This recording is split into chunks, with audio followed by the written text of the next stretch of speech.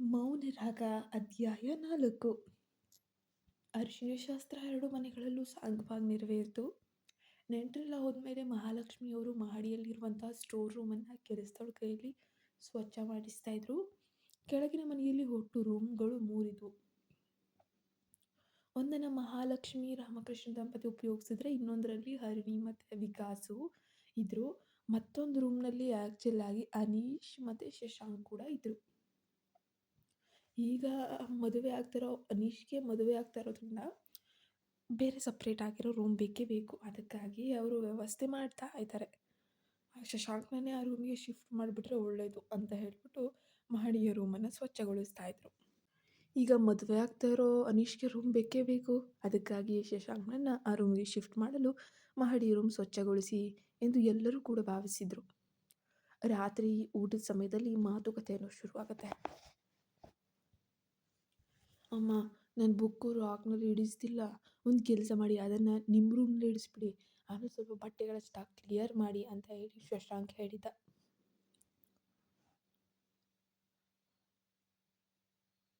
ನಿನ್ನ book rock ನಮ್ಮ ರೂಮ್‌ನಲ್ಲಿ ಯಾಕೋ, ಅದು ಅಲ್ಲೇ ಇರಲಿ ಬಿಡು ಅಂದರು ಮಹಾಲಕ್ಷ್ಮಿ.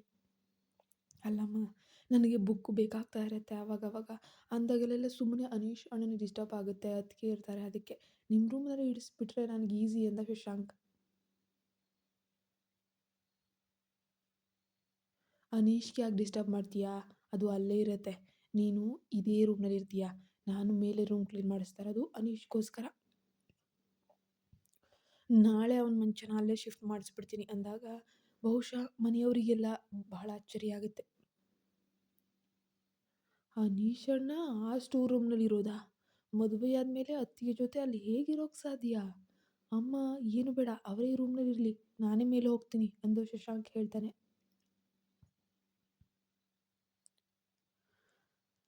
ಶಶು, ನಿನಗದೆಲ್ಲ ಗೊತ್ತಾಗಲ್ಲ, ಸುಮ್ಮನಿರಪ್ಪ. ಅವರು ಹೊಸ್ದಾಗಿ ಮದುವೆ ಆಗ್ತಾ ಇದ್ದಾರೆ. ಇಬ್ಬರು ಕೂಡ ನಾಚಿಕೆ ಸ್ವಭಾವದವರು. ಮೇಲಿದ್ರೆ ಅವರಿಗೆ ಪ್ರೈವಸಿ ಇರುತ್ತೆ ಅಂತ ಆ ರೂಮ್ ರೆಡಿ ಮಾಡಿದ್ದು ಅಷ್ಟೇ. ಅಷ್ಟಕ್ಕೂ ನೀನು ಯಾವಾಗ ಬೇಕಾದರೂ ಹಾಸ್ಪಿಟಲಿಂದ ಬರ್ತಾ ಇರ್ತೀಯ. ನಿನಗೆ ಬಾಗಿಲು ತೆಗಿಬೇಕು, ಊಟ ಬಡಿಸಬೇಕು. ನೀನು ಮೇಲೆ ಹೋದರೆ ಅದೆಲ್ಲ ಕಷ್ಟ ಆಗುತ್ತೆ ಕಣೋ. ಸುಮ್ಮನೆ ಅನೀಶ್ ಹೋಗ್ಲಿ ಬಿಡು, ನೀನ್ಯಾಕೆ ತಲೆ ಕೆಡಿಸ್ಕೋತೀಯ ಅಂತ ಸಣ್ಣದಾಗಿ ಗದರಿದ್ರು. ಮನೆಯ ಮಕ್ಕಳಲ್ಲೇ ಭೇದ ಮಾಡುವಂತಹ, ಅದರಲ್ಲೂ ಅನೀಶ್ ವಿಷಯದಲ್ಲಿ ತೀವ್ರವಾದ ಅಸಡ್ಡೆ ತೋರುವಂತಹ ತಾಯಿಯ ಸ್ವಭಾವ ಶಶಾಂಕನಿಗೆ ಆವಾಗಿಂದನೂ ಕೂಡ ಕಿಂಚಿತ್ತೂ ಹಿಡಿಸೋಕ್ಕೋಗಲ್ಲ. ಆದರೂ ವಿರೋಧಿಸಲಾರದೆ ಸುಮ್ಮನಾಗ್ಬಿಡ್ತಾರೆ. ಮದುವೆಯಾದ ಮೇಲಾದರೂ ಅಮ್ಮನಿಗೆ ಬುದ್ಧಿ ಬರಬಹುದು, ಅತ್ತೆ ಬಂದ ಮೇಲೆ ಅವರು ಸರಿ ಹೋಗ್ಬೋದು ಎಂಬ ನಿರೀಕ್ಷೆ ಅವನದು. ನೋಡನೀಶ್, ಅತ್ತೆಗೆ ನಿನ್ನ ಮೇಲೆ ಪ್ರೀತಿ ಜಾಸ್ತಿ, ಆದರೆ ನಿನ್ನ ಪ್ರೈವಸಿ ಬಗ್ಗೆ ಅಷ್ಟೊಂದು ಚಿಂತೆ ಮಾಡಿದ್ದಾರೆ. ನಮ್ಮ ವಿಷಯದಲ್ಲಿ ಈಗೆಲ್ಲ ಯೋಚನೆ ಮಾಡಲಿಲ್ಲ ಅಂತ ಹೇಳಿ ಈ ಕಡೆ ಅತ್ತಿಗೆ ಅರಿಣಿ ಕೂಡ ಕೊಂಕು ಮಾತುಗಳನ್ನು ಆಡ್ತಾಳೆ. ಬರುವ ವಾರಗಿತ್ತಿಯನ್ನು ಪುಟ್ಟ ಸ್ಟೋರ್ ರೂಮ್‌ನಲ್ಲಿ ಇಡ್ತಾರಂತೆ ಎಂಬ ಖುಷಿ ಒಳಗಿದ್ರೂ ಹೊರಗೆ ಮಾತ್ರ ಹೀಗೇನೆ ಮಾತಾಡೋ ಥರ ಮಾತಾಡಿದ್ಲು. ಈಗೇನಮ್ಮ ಅರಿಣಿ, ನಿನಗೇನಾನ ಅಷ್ಟೊಂದು ಪ್ರೈವಸಿ ಬೇಕು ಅಂತಾನೆ ಇಟ್ಕೋ, ತಲೆ ಕೆಡಿಸ್ಕೋಬೇಡ, ನೀನೇ ಆ ರೂಮ್‌ಗೆ ಶಿಫ್ಟ್ ಆಗ್ಬೋದು. ಅನೀಶ್ ನಿಮ್ಮ ರೂಮಿಗೆ ಬರ್ತಾನೆ ಎಂದು ರಾಮಕೃಷ್ಣ ಅವರು ವ್ಯಂಗ್ಯವಾಗಿ ಮಾತಾಡಿದಾಗ ಅರಿಣಿ ಉಸಿರೆತ್ತದೆ ಸುಮ್ಮನಾಗಿ ಬಿಡ್ತಾಳೆ. ತಾನು ಸ್ಟೋರ್ ರೂಮಿಗೆ ಶಿಫ್ಟ್ ಆಗಬೇಕಾ ಅಂತ ತಿಳಿದ ಅನೀಶ್ಗೆ ಕಸಿವಿಸಿ ಆಗುತ್ತೆ. ಬಟ್ ಆಗಿನಿಂದನೂ ಅಷ್ಟೇ, ಅಮ್ಮನ ಮಾತಿಗೆ ಎದುರಾಡೋಕೆ ಏನು ಹಿಂಜರಿಕೆ. ಇನ್ನು ವಿಕಾಸ್ ಅಂತೂ ತನಗೂ ಈ ಮನೆಯವ್ರಿಗೂ ಸಂಬಂಧನೇ ಇಲ್ಲ ಅನ್ನೋ ಥರ ಎಂಬಂತೆ ಹೆಂಡತಿ ಮಗನಲ್ಲೇ ತನ್ನ ಪ್ರಪಂಚವನ್ನು ಕಟ್ಕೊಂಡ್ಬಿಟ್ಟು ಅವನೊಂದು ಬಾವಿಯ ಕಪ್ಪೆಯ ರೀತಿ ಆಗಿಬಿಟ್ಟಿದ್ದಾನೆ. ನಾಳೆ ರಿಸೆಪ್ಷನ್ ಇದೆ, ಎಲ್ಲರೂ ಮಧ್ಯಾಹ್ನಕ್ಕೆಲ್ಲ ಛತ್ರಕ್ಕೆ ಹೊರಡಬೇಕು, ಏನನ್ನೂ ಮರೆಯದೆ ಪ್ಯಾಕ್ ಮಾಡ್ಕೊಬಿಡ್ಬೇಕು ಅಂತ ಮಹಾಲಕ್ಷ್ಮಿಯವರು ಹೇಳಿದ್ರಿಂದ ಎಲ್ಲರೂ ತಮ್ಮ ತಮ್ಮ ರೂಮ್ಗಳಿಗೆ ಓಡಿ ಹೋಗ್ತಾರೆ. ಎಲ್ಲರಿಗೂ ಕೂಡ ಏನೋ ಒಂದು ರೀತಿಯ ಎಕ್ಸೈಟ್ಮೆಂಟು, ಹಿಂಗೆ ರೆಡಿ ಆಗಬೇಕು, ಹಂಗೆ ರೆಡಿ ಆಗಬೇಕು ಅನ್ನೋದು ಅರಣಿಯ ಆಸೆ. ಅಣ್ಣ, ನೀನು ಅಮ್ಮನಿಗೆ ಹೇಳಿ ಈ ರೂಮ್ನಲ್ಲೇ ಇರು, ನಾನೇ ಮೇಲೆ ಹೋಗ್ತೀನಿ ಎಂದು ಶಶಾಂಕ್ ಮತ್ತೊಮ್ಮೆ ಅನೀಶ್ ಕೇಳಿದ. ಪರವಾಗಿಲ್ಲ ಶಶು, ಅದು ಕೂಡ ನಮ್ಮನೇನೆ ಅಲ್ವಾ, ಇಲ್ಲದ್ರೇನು ಅಲ್ಲಿದ್ರೇನು ಎಂದು ಅನೀಶ್ ನಿರಾಸವಾಗಿ ನೋಡಿದಾಗ ಶಶಾಂಕ್ಗೆ ಸಿಟ್ಟು ಬಂತು. ಅಣ್ಣ, ಮಗು ಹಠ ಮಾಡದಿದ್ರೆ ತಾಯಿ ಕೂಡ ಹಾಲು ಉಣಿಸಲ್ಲ. ನಿನಗೇನು ಬೇಕೋ ಅದನ್ನು ಬಾಯಿ ಬಿಟ್ಟು ಕೇಳೋದು ಕಲಿ. ಹೀಗೆ ಆದರೆ ಮುಂದೆ ತುಂಬ ಕಷ್ಟ ಆಗುತ್ತೆ. ಜೊತೆಗೆ ಅತ್ತಿಗೆಗೂ ಕೂಡ ಇನ್ನು ಮುಂದೆ ಅತ್ತಿಗೆ ಖರ್ಚು ಕೂಡ ನಿನ್ನ ಮೇಲೆ ಇರುತ್ತೆ.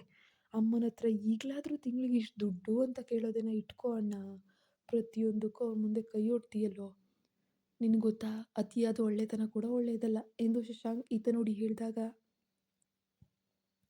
ತನಗಿಂತ ಪುಟ್ಟದವನು ತಮ್ಮ ಅನೀಶ್ಗೆ ಏನು ಹೇಳೋಕೆ ತೋಚಲಿಲ್ಲ. ವಿಕಾಸ್ ಅಣ್ಣ ಕೂಡ ನೋಡು, ಮದುವೆಗೆ ಮುಂಚೆ ಅಮ್ಮನಿಗೆ ಪೂರ ಸ್ಯಾಲ್ರಿ ಏನು ಕೊಡ್ತಾ ಇರಲಿಲ್ಲ.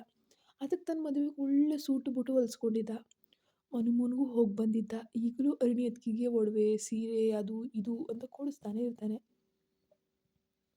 ಆದರೆ ನೀನು ಮಾತ್ರ ಒಂದು ನಯಾ ಪೈಸೆನೂ ಇಟ್ಕೊಳ್ದೆ ದುಡ್ಡನ್ನೆಲ್ಲ ಅಮ್ಮನ ಕೈಗಿಟ್ಟು ಇಟ್ಟು ಇಟ್ಟು ಈಗ ಸಣ್ಣ ಪುಟ್ಟ ಖರ್ಚಿಗೂ ಅವ್ರ ಮುಂದೆ ಕೈ ಚಾಚುವಂತಾಗಿದೆಯಲ್ಲೋ.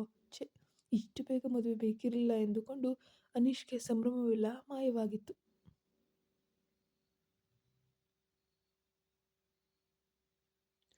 ಅಲ್ಲ ಲಕ್ಷ್ಮಿ, ನಮ್ಮ ಅನೀಶ್ ವಿಷಯದಲ್ಲಿ ಮಾಡ್ತಾ ಇರೋದು ಸರಿಯಲ್ಲ. ಮೇಲಿರೋದು ಪುಟ್ಟು ರೂಮು ಕಣೆ, ಶಶಾಂಕ್ ಒಬ್ಬನೇ ಇರಲು ಅದು ಸರಿಯಾಗಿತ್ತು. ಇಬ್ಬರೂ ಅದರಲ್ಲೂ ದಂಪತಿಗಳಿರೋಕೆ ಅದು ಸರಿ ಇಲ್ಲ. ಒಬ್ಬಳು ಸೊಸೆ ದೊಡ್ಡ ರೂಮ್ನಲ್ಲಿ, ಇನ್ನೊಬ್ಬಳು ಆ ಸೊಸೆ ಸಣ್ಣ ರೂಮ್ನಲ್ಲಿ ಇರೋದು ನೋಡೋಕೆ ಚೆನ್ನಾಗಿರುತ್ತಾ? ನಾವೇ ಭೇದ ಭಾವ ಮಾಡಿದಾಗತ್ತೆ. ಅನೀಶ್ಗೆ ಈ ರೂಮನ್ನೇ ಕೊಡು ಎಂದು ರಾಮಕೃಷ್ಣ ಅವರು ಹೇಳಿದಾಗ ಮಹಾಲಕ್ಷ್ಮಿ ಮಾತ್ರ ಸಿಡಿಮಿಡಿಗೊಂಡಿದ್ರು.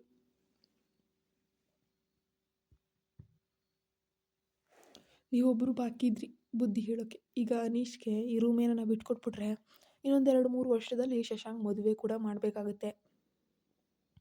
ಆಗ ಅವನಿಗೆ ಯಾವ ರೂಮ್ ಕೊಡೋದು ಅಂದರು.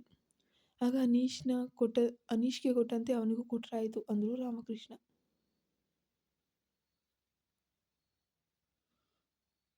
ನಿಮಗೆ ಅರ್ಥ ಆಗಲ್ಲ ಬಿಡಿ. ನಮ್ಮ ಶಶಾಂಕ್ ಇದ್ದಾನಲ್ಲ, ಅವನು ಡಾಕ್ಟ್ರು. ಬರೋ ಹುಡುಗಿನೋ ಡಾಕ್ಟ್ರೋ ಇಂಜಿನಿಯರೋ ಆಗಿರ್ತಾಳೆ, ಅಥವಾ ಅರುಣಿ ಥರ ಶ್ರೀಮಂತರ ಮನೆತನದವಳಂತೂ ಹಾಗೆ ಆಗಿರ್ತಾಳೆ.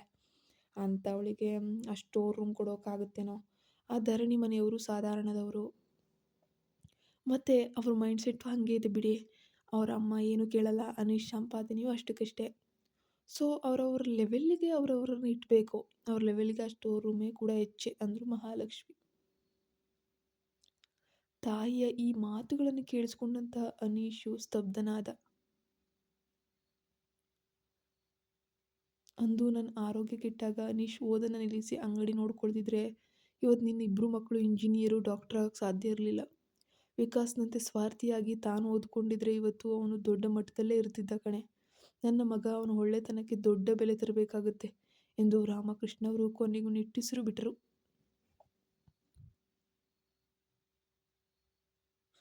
ನಾನೇನು ಅವನನ್ನು ಓದಬೇಡ ಅಂತ ಹೇಳಿದ್ನ ರೀ.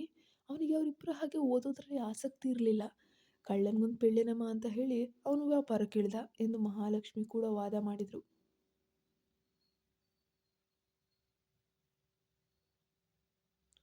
ಸರಿ ಬಿಡು, ಈಗ ಅನೀಶ್ ಈ ರೂಮ್ನಲ್ಲೇ ಇರಲಿ. ಶಶಾಂಕ್ ಮದುವೆ ಆದಾಗ ನಾನು ನಿನ್ನ ಮೇಲೆ ಹೋಗೋಣ. ಶಶಾಂಕ್ಗೆ ಈ ರೂಮ್ ಕೊಟ್ಟರಾಯಿತು ಅಂದರು ರಾಮಕೃಷ್ಣರು. ಹೌದೌದೌದು, ನಿಮ್ಮ ಮಾತು ತುಂಬ ಚೆನ್ನಾಗಿದೆ. ಸೊಸೆ ಅಂದರೆ ಎಲ್ಲ ಮನೆಯೊಳಗೆ ಮಹಾರಾಣಿಯರ ಥರ ದೊಡ್ಡ ರೂಮ್ನಲ್ಲಿ ಇರಲಿ. ನಾನು ಈ ಮನೆಯ ಯಜಮಾನಿ, ಮನೆಯಿಂದ ಹೊರಗಿರಬೇಕಾ? ನಿಮ್ಗೇನು ಗೊತ್ತು, ಸುಮ್ಮನಿರ್ರಿ ಎಂದು ಗದರಿದಾಗ ರಾಮಕೃಷ್ಣನವ್ರ ಮುಂದೆ ಏನು ಮಾತಾಡೋಕ್ಕಾಗಲಿಲ್ಲ, ಮೌನವಾಗಿಬಿಡ್ತಾರೆ. ತಾಯಿಯ ಮಾತುಗಳಿಂದ ನೊಂದ್ಕೊಂಡಿರುವಂತಹ ನಿಶು ಸೀದಾ ಟೆರೆಸ್ ಮೇಲೆ ಹೋಗಿ ಬಂದು ನಿಂತ. ತಣ್ಣನೆ ಗಾಳಿ ಬೀಸ್ತಾ ಇದ್ರು, ಅವನ ಮನಸ್ಸು ಮಾತ್ರ ಬೇಯ್ತಾ ಇತ್ತು. ನಾಳೆ ರಿಸೆಪ್ಷನ್ ಇರೋದ್ರಿಂದ ಧರಣಿ ಮನೆಯಲ್ಲಿ ಗಡಿಬಿಡಿ ಏನೋ ಶುರುವಾಗಿತ್ತು.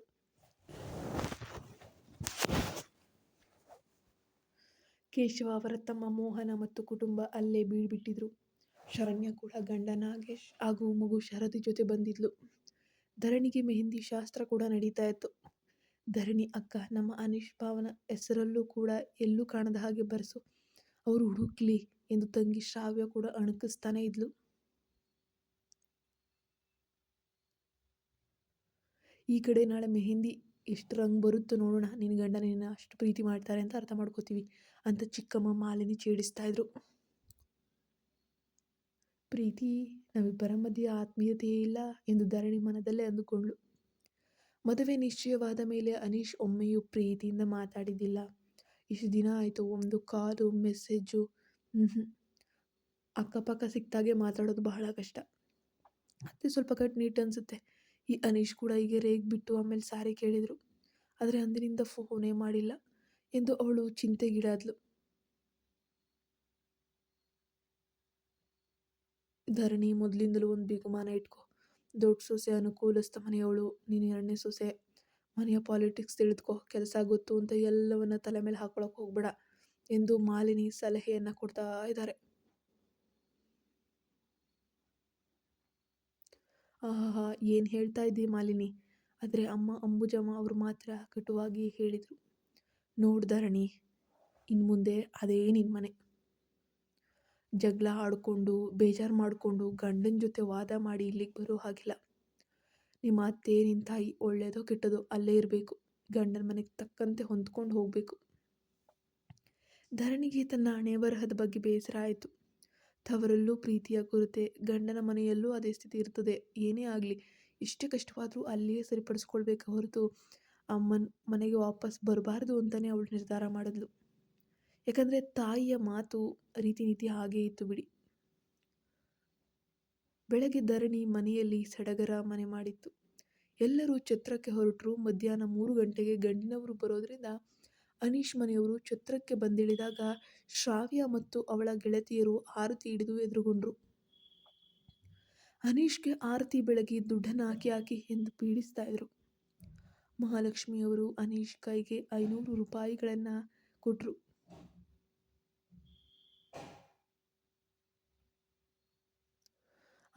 ಇದೇನು ಬಾವ, ಇದು ನನಗೆ ಮಾತ್ರ ಆಯಿತು, ಇನ್ನುಳಿದ 4 ಜನಕ್ಕೆ ಇಷ್ಟೇ ಕೊಡಿ ಎಂದು ಶ್ರಾವ್ಯ ಪಟ್ಟು ಹಿಡಿದ್ಲು.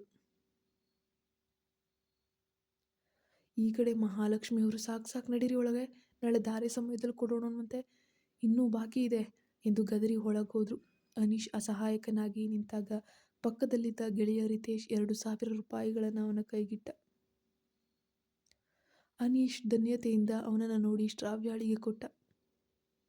ನಿಜವಾಗಿಯೂ ಆ ಕ್ಷಣದಲ್ಲಿ ತಾನು ಮಾಡಿದ ತಪ್ಪಿನ ಅರಿವು ಆಗಿತ್ತು. ತನ್ನ ಅಸಹಾಯಕ ಸ್ಥಿತಿಗೆ ಅವನಿಗೆ ಸಂಕಟ ಕೂಡ ಆಗಿತ್ತು.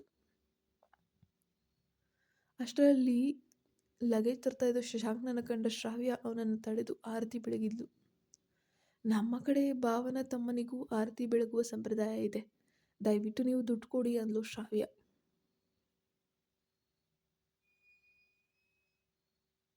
ಶಶಾಂಕ್ ಬೆಚ್ಚಾಗದೆ ಜೇಬಿನಿಂದ ಏನೋ ತೆಗೆದು ಅವಳ ಕೈಗಿಟ್ಟ. ಒಳಗೋದ.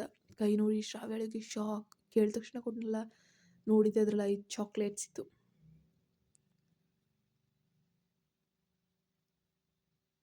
ರೀ ಡಾಕ್ಟ್ರೇ, ಇದು ಮೋಸ ಕಣ್ರಿ ಅಂತ ಶ್ರಾವ್ಯ ಕಿರ್ಚಿದ್ಲು. 5 ಜನಕ್ಕೆ 5 ಚಾಕ್ಲೇಟ್, ಸ್ವೀಟ್ ಲೇಡೀಸ್ಗೆ ಸ್ವೀಟ್ ಕ್ಯಾಂಡೀಸ್ ಎಂದು ಶಶಾಂಕ್ ಕಣ್ಣು ಹೊಡೆದು ನಕ್ಕ.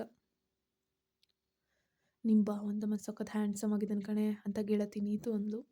ಇರಲಿ ನಾಳೆವರೆಗೂ ಟೈಮ್ ಇದೆ. ಇವನಿಂದ ವಸೂಲಿ ಮಾಡಿದಿದ್ರೆ ನನ್ನ ಹೆಸರು ಶ್ರಾವ್ಯನೇ ಅಲ್ಲ ಎಂದು ಶ್ರಾವ್ಯ ಶಪಥ ಮಾಡ್ತಾಳೆ. ಸಂಜೆ ರಿಸೆಪ್ಷನ್ಗೆ ಧರಣಿ ಮತ್ತು ಅನೀಶ್ ಸಿದ್ಧರಾಗ್ತಾರೆ. ತಿಳಿ ಗುಲಾಬಿ ಬಣ್ಣದ ರೇಷ್ಮೆ ಸೀರೆಯಲ್ಲಿ ಧರಣಿ ಮಿಂಚ್ತಾ ಇದ್ರೆ ಅನೀಶ್ ಕೆನೆ ಬಣ್ಣದ ಸೂಟ್ನಲ್ಲಿ ಗಂಭೀರವಾಗಿ ಕಾಣ್ತಾ ಇದ್ದ. ಈ ಕಡೆ ಫೋಟೋ ಶೂಟ್ ಸಮಯದಲ್ಲಿ ಅನೀಶ್ ಧರಣಿಯನ್ನು ನೋಡಿ ಒಂದು ಕ್ಷಣ ನಿಜವಾಗಿಯೂ ಬೆರಗಾಗಿ ಹೋಗ್ತಾನೆ. ಹಾಂ ಪರವಾಗಿಲ್ಲ ಅನಿಸುತ್ತೆ, ಕುಳ್ಳಿ ಚೆನ್ನಾಗಿನೇ ಕಾಣ್ತಾ ಇದ್ದಾಳೆ ಅಂದ್ಕೊಂಡ.